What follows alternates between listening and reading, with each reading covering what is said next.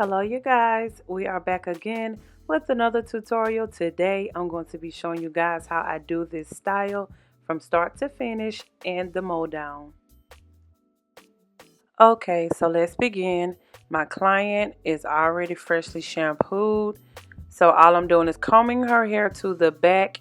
Prior to me turning the camera on, I went ahead and applied a little bit of the liquid cap to her hair. And now I'm going to show you the liquid cap that I'm using, and all I do is take this and I put it all around the edges. And you can apply this to dry hair or wet hair. If the client hair is wet, it's going to take a lot longer to dry, so I apply it to the hair while it's dry so that it dries quicker. So I make a part in the middle because I'm going to do a braid. And this braid, I like to call it a halo because it is the foundation of the quick weave and it gives it its shape so that when you are applying the tracks, you have the volume and you don't have to build the volume. But this kind of gives me the ability so that you don't have to worry about your quick weave going flat and it's going to remain and have that shape. So if you know how to braid, go ahead and braid that around. And even around the edges, it's going to be flat when you do it this way. So you're going to do this on both sides. You're going to make sure that the braids are pinned together in the back of the head, and you can secure them with some bobby pins. Ultimately, you want the foundation to be flat on top because you don't want any humps and bumps. All I'm doing now is kind of smoothing out the hair. I'm going to blow dry it just a little bit. I want it to stay kind of tacky because you're going to go behind this with the black wrapping paper. Okay, so this next step is optional. You don't have to apply lace glue to the client, but when I'm working on alopecia clients, and she doesn't have alopecia, but when I'm working with alopecia clients, I like to add lace glue underneath, but just so that they can have longevity out of their quick weave. But I also add it to my regular clients as well because a 27 piece tend to peel up a little bit quicker than any other hairstyle that you may get. So all I do is I add a couple layers of lace glue to the back of the neck so that their quick weave will last a little bit longer. So after I finish adding several layers of glue, I add a little bit more liquid cap on top so that the quick weave stays flat when you add the wrapping paper. So now I'm going to begin adding my black wrapping paper. I like to start at the top of the client's head and I like to go around. And you can do whatever method is good for you. Even though the glue is still white, it's a little tacky. Like, it's still tacky, so when they go underneath the dryer, the glue will dry and it will become very, very tacky because you want the paper to adhere to the lace glue. And again, there's no right or wrong way to do this. You can do it however you like. When you're applying this paper, please make sure that you put it a little bit tight so that the paper is nice and flat. Okay, she is out from underneath the dryer. The hair that I'm using is the Velvet Tara 246, and I am using 2 boxes, and I have it in the color number 1. Okay, so now that she's all dry, I'm going to cut the paper out from around the edges of her head. And you notice that whenever I'm cutting this paper, I will leave a little bit of her hair out around the edges. And it's not going to harm anything when you do this, but you're going to need to cut that paper out from the sides because if you don't, your tracks will not lay flat. They'll like come up on each side if you don't cut this paper off. Okay, so I've already done this process on several of my videos, and you can go and I'll link the information to the videos of this process, but this video in particular is strictly to show you how I do a mow down on a client.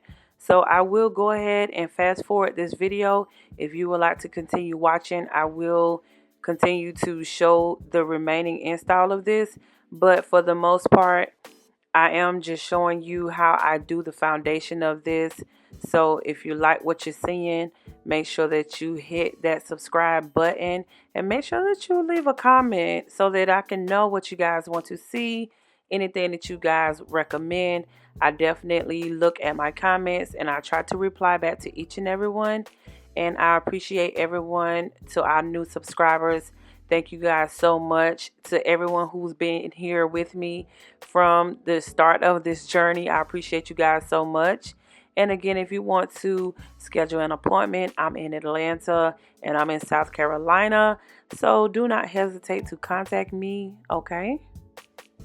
All right, so now that I'm at the front, I'm going to go from side to side. And I've had a lot of people asking me, how do you lay the tracks in the front?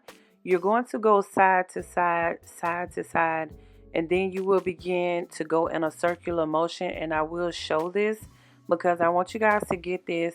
And also, make sure that you are doubling your tracks. And I am using the 6-inch now. Okay, so now you can see I am about to start going in a circular motion, and you're going to lay those tracks going towards the face, and you are going to lay those tracks so that they can go in a U shape, because you have to set it up so that you can go in a circular motion when you begin to close this up. And again, I am using my 6-inch hair and I am doubling the tracks. I'm also adding a little bit of spice to this. You can add color if you want to. If you don't have to. So yeah, continue to add those tracks, go in a circular motion, and you can kind of eye out and see where your closure is going to lay. Okay, so now that I'm in the top, I am applying my closure, and this is the closure that actually came with the hair. It does a great job closing it up really well. You can make your own closure if you like. It's totally up to you, but I find that this closure does the job. Sometimes, depending on what I'm doing, I may have to make my own closure, but this, it looks good just the way it is. As you can see, I combed out the quick weave. And honestly, when you lay down tracks, you should already see where your quick weave is going. Just by the foundation of it, you can clearly see where your quick weave is going, and you can see the foundation of this, and you can actually see the quick weave taking shape. All I'm doing now is using my razor comb to shave this down. And if you guys want a tutorial on how to use a razor, I can definitely get some videos up for you guys on that. But I'm not supposed to be cutting hair like this with this razor, but I find that when I take that guard off, that it cuts very smooth, and you can get all of the use out of your blade when you take the blade off. But I must tell you, you must be careful when you're doing this because you can do some damage with this.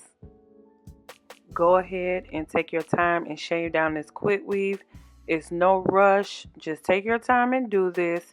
Like I said, I don't recommend that you take the guard off of the blade, but I've been doing this for a while now and I feel safe doing this on a client. But like I said, just be careful when you're doing this.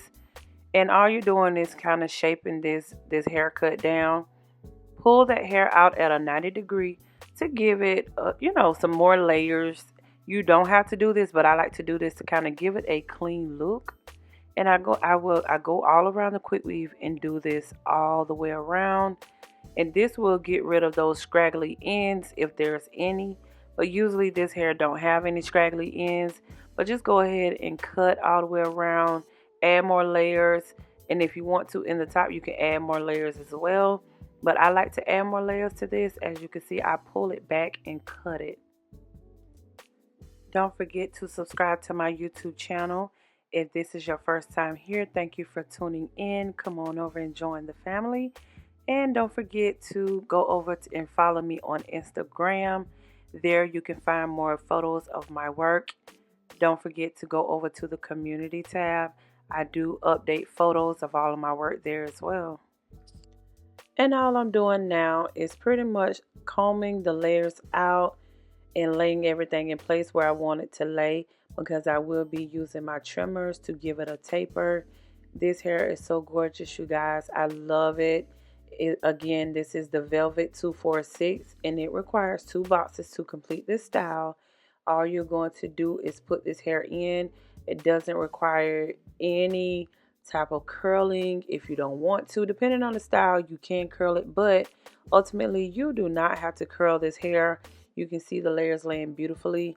So all you're going to do is kind of comb everything around in place where you want it to lay. And yeah, this is pretty much it, you guys. Also, I do have merch. So you can visit my website and you can purchase my merch and support the cause. Yes.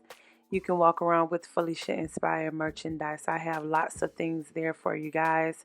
I have leggings, shades, all type of gear. You guys run over and check it out. I am also going to be launching my own shears, and I would love for you guys to have a pair and be on the lookout for those. I will be launching those pretty soon. I will do a video for you guys on that using the shears. I promise you, you're going to like them. So now I'm using my T outliners to line this up. And don't forget, you guys, these blades are, ooh, they're what it is, honey. Y'all see that? Cause listen, let me tell you, you can get these out of Sally Beauty Supply, your beauty supply store. And if you have a discount at a wholesale, you can get these trimmers as well. But I love these T outliner blades. They're the best by far. They feel really, really nice in your hand. They're really reasonable in price as well, and they're good quality. They're by Andes, and I'm definitely a Andes fan. So yeah, make sure you get those trimmers and be careful around the ears. So now I am setting my reference point. This is going to determine how far the bang is going to come down. You can put it underneath the eyebrow, but you're going to go by your client preference. So all you're going to do is ask your client, do they want their bang below the eyebrow, above the eyebrow? But I pretty much like to keep it in line with the eyebrow. So whenever I'm doing this, this is going to help me keep everything symmetrical on both sides. So when you do the other side, everything should line up in the same direction because both sides should be symmetrical. You can use your eyebrows as your guideline. You can use the temple area as your guideline. But all you're going to do is make sure that you keep everything symmetrical.